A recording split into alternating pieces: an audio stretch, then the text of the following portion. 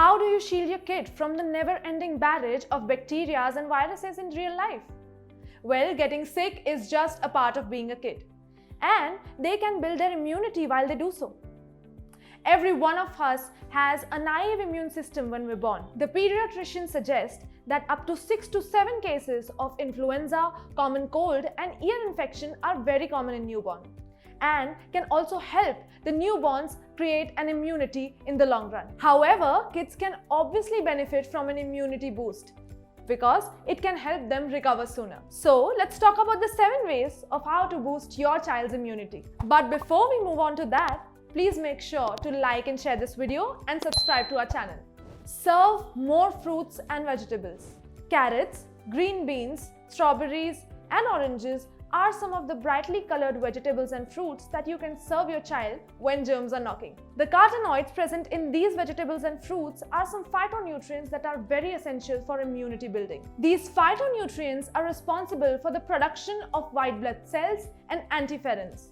Antiferins are the antibodies that shield your child from the viruses by covering the cell. A diet high in phytonutrients reduces the risk of developing chronic diseases like cancer in future. It would be best if you could encourage your child to have at least 5 servings of fruits and vegetables on a daily basis, boosting their sleep time.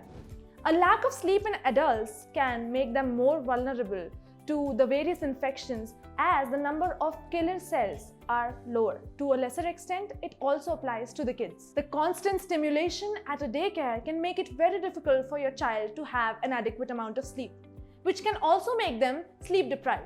So, as a parent, you need to ensure and verify the nap time policy of any daycare and make sure that your child is getting the adequate amount of sleep. So, how do you know that your child is getting an adequate amount of sleep? The most recommended sleep schedule would be, for a toddler, it could be 10 to 14 hours of sleep.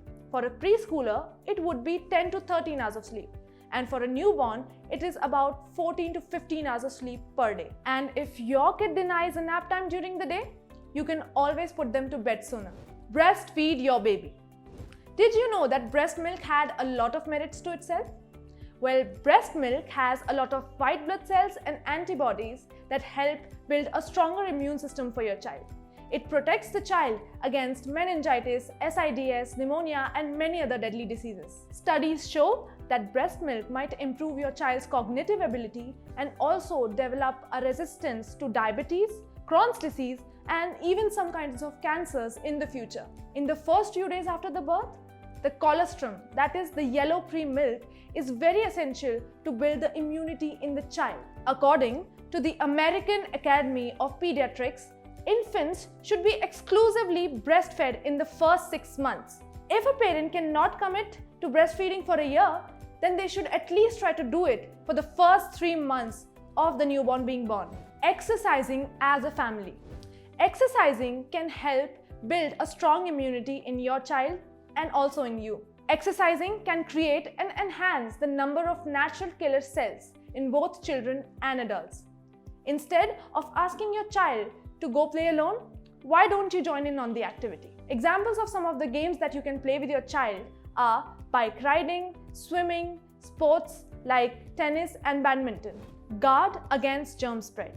Eliminating germs won't directly help boosting your child's immunity, but it can help in putting less strain on your child's immune system. It can especially help if your child has any underlying sickness or any inherited diseases. Having your child frequently wash their hands is the best way to eliminate germs on a daily basis. You can start by reminding them to wash their hands before eating, while they play with pets, after they come home from school, or even in a daily activity. Allowing your children to select their personal bright colored towels and soaps can help them make a habit of these things more easily. If you do not have a soap and water available readily, you can also make a habit of bringing some disposable wipes with you on the fly. Well, if your child does get sick, one of the most important things to do to stop the spreading of germs is to throw away their toothbrushes.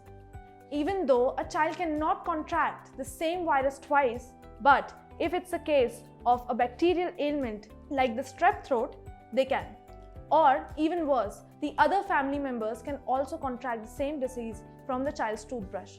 So it's better to let go of that toothbrush. Last but not the least, the most tried and trusted method to ward off any kind of germs and diseases from entering your child's body is to cover their mouth and nose with the help of a mask. You can also send your child with the mask on so that other people around them do not contract it.